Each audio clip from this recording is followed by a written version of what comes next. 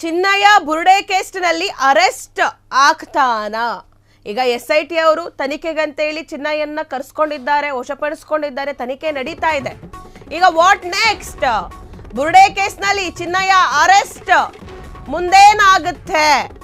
SIT ಅಧಿಕಾರಿಗಳಿಂದ ದೂರುದಾರನ ವಿಚಾರಣೆ ಹೇಗಿರುತ್ತೆ?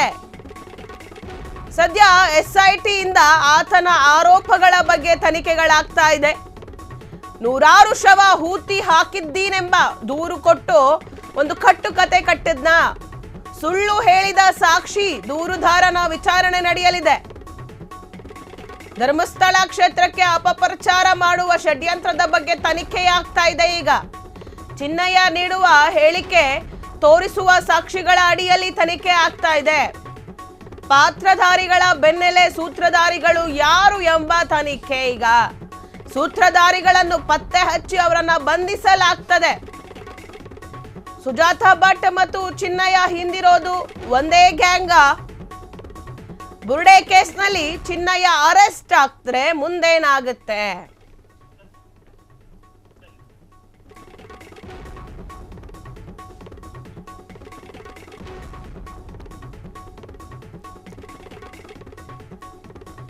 ಬುರುಡೆ ಕೇಸ್ನಲ್ಲಿ ಚಿನ್ನಯ್ಯ ಅರೆಸ್ಟ್, ಮುಂದೇನಾಗುತ್ತೆ ತನಿಖೆ? ನೂರಾರು ಶವ ಹೂತಿಕ್ಕಿದ್ದೀನಿ ಅಂತ ಹೇಳಿ ಚಿನ್ನಯ್ಯ ಹೇಳ್ತಿದ್ದಾನೆ. ಹಾಗಾದ್ರೆ ಚಿನ್ನಯ್ಯ ನೂರಾರು ಶವವನ್ನ ಹೂತಿಕ್ಕಿದೆ ನಿಜ ಆದ್ರೆ SIT ಅಧಿಕಾರಿಗಳಿಂದ ಒಂದು ಬಿಗ್ ರಿಲೀಫ್ ಸಿಗುತ್ತೆ. ಆದ್ರೆ ಇಲ್ಲಿ ಚಿನ್ನಯ್ಯ ಯಾರ್ದೋ ಮಾತನ್ನ ಕಟ್ಕೊಂಡು ಯಾರ್ದೋ ಹೇಳಿಕೊಟ್ಟ ಹೇಳಿಕೆಗಳನ್ನ SIT ಮುಂದೆ ಹೇಳಿದ್ರೆ ಚಿನ್ನಯ್ಯಂಗೆ ಜೈಲ್ ಫಿಕ್ಸ್. ಹಾಗಾದ್ರೆ ಮುಂದೇನಾಗ್ಬೋದು ಚಿನ್ನಯ್ಯನ ಕೇಸ್ನಲ್ಲಿ?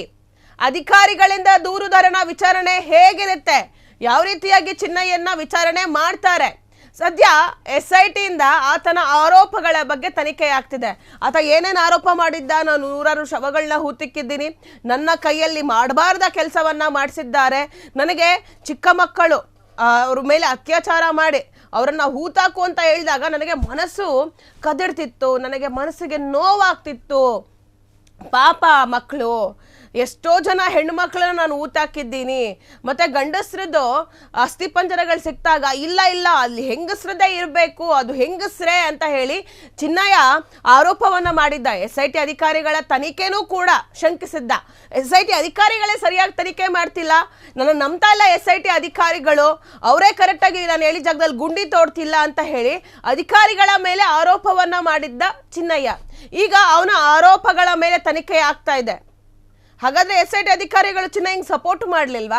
ಅವನು ಹೇಳಿದ ಕಡೆ ಎಲ್ಲ ಸುಮಾರು 17 ಪಾಯಿಂಟ್ಗಳಲ್ಲಿ ಗುಂಡಿಯನ್ನ ತೋಡಿದ್ರು, ಏನೂ ಸಿಕ್ಲಿಲ್ಲ. ಪಾಯಿಂಟ್ ನಂಬರ್ 6 ಅಲ್ಲಿ ಒಂದು ಬುರುಡೆ ಸಿಕ್ತು. ಅದಾದ್ಮೇಲೆ ಅದನ್ನೂ ಕೂಡ ಒಂದಷ್ಟು ಪಳೆಯುಳಿಕೆಗಳು ಸಿಕ್ಕಿದ್ವು, ಅದನ್ನೂ ಕೂಡ ಅದು ಗಂಡಸ್ರದ್ದು ಅಂತ ಗೊತ್ತಾದ್ಮೇಲೆ ಚಿನ್ನಯ್ಯ ಏನ್ ಮಾಡ್ದ? ಇಲ್ಲ ಅದು ಹೆಂಗಸ್ರದ್ದು, ಅಧಿಕಾರಿಗಳೇ ಸರಿಯಾಗಿ ತನಿಖೆ ಮಾಡ್ತಿಲ್ಲ ಅಂತ ಹೇಳಿ SIT ಅಧಿಕಾರಿಗಳನ್ನೇ ದೂರಿದ್ದ.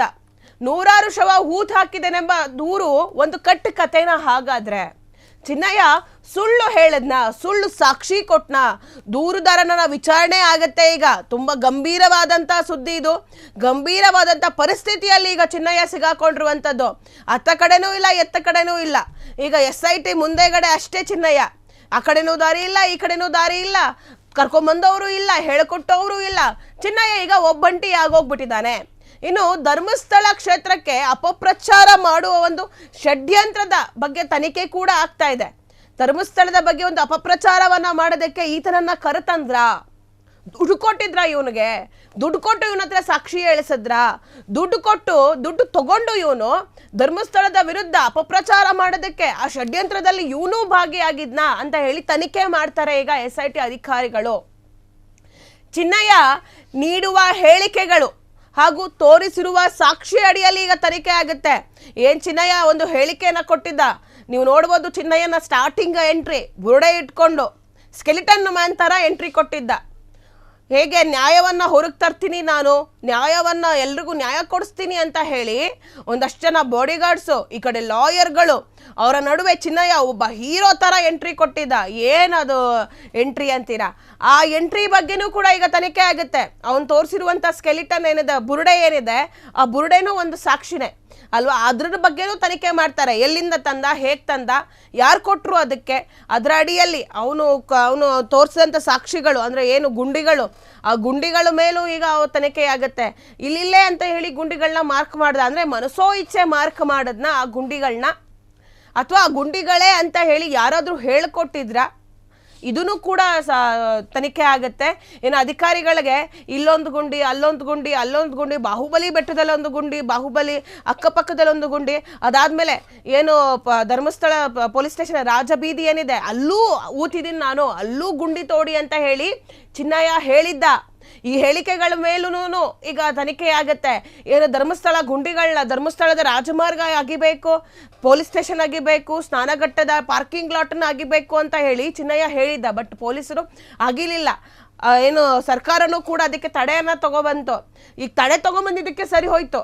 ಇಲ್ಲ ಅಲ್ಲೇನಾದ್ರೂ ಪೊಲೀಸರು ಅಗದ್ ಬಿಟ್ಟಿದ್ರೆ ಏನಾಗ್ತಿತ್ತು?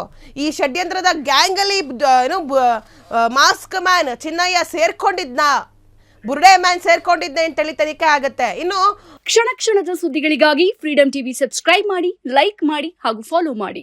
ಹೊಸ ಸುದ್ದಿಗಳ ನೋಟಿಫಿಕೇಶನ್ಗಾಗಿ ಬೆಲ್ ಐಕಾನ್ ಮೇಲೆ ಕ್ಲಿಕ್ ಮಾಡಿ.